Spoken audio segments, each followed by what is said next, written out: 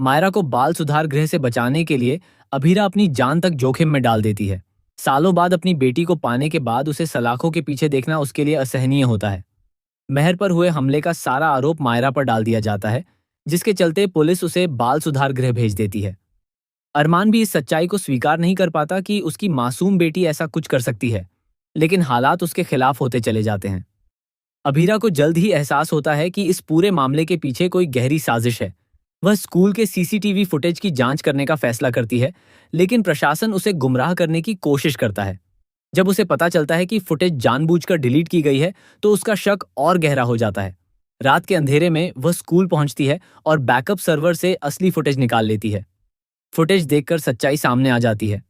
मेहर ने पहले मायरा पर हमला किया था और मायरा ने सिर्फ खुद को बचाने के लिए उसे धक्का दिया, जिससे हादसा हुआ।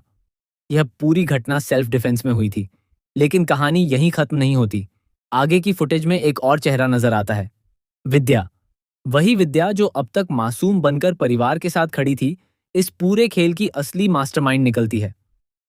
विद्या को डर था कि मायरा के करीब आने से उसकी सच्चाई उजागर हो जाएगी, इसलिए उसने मेहर को भड़काया और हालात ऐसे बनाए कि दोनों के बीच झगड़ा हो। इतना ही नहीं, वह मेहर के पिता मित्तल के साथ मिलकर परिवार और संपत्ति पर कब्जा करने की साजिश रच रही थी।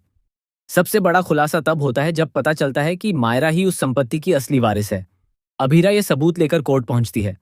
वहां मित्तल अपने रसूख का इस्तेमाल कर केस को मोड़ने की कोशिश करता है, लेकिन जैसे ही सीसीटीवी फुटेज पेश की जाती है, सारा सच सामने आ जाता है।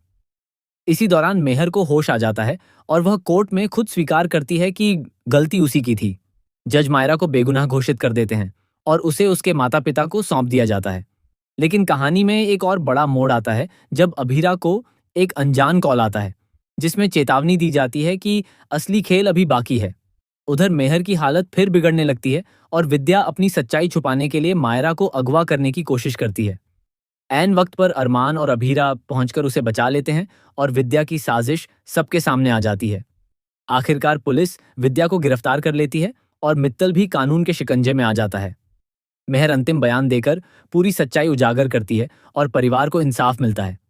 इन सब घटनाओं के बाद अरमान और अभीरा को एहसास होता है कि रिश्ते सिर्फ खून से नहीं, बल्कि भरोसे से बनते हैं। मायरा का अपनी मां पर विश्वास और भी मजबूत हो जाता है। अब सवाल यह है कि क्या परिवार फिर से सामान्य जिंदगी जी पाएगा या कोई नया खतरा उनका इंतजार कर रहा है। आने वाले एपिसोड्स में और भी बड़े ट्विस्ट, इमोशनल पल और चौंकाने वाले खुलासे देखने को मिलेंगे, जो दर्शकों को अंत तक बांधे रखेंगे।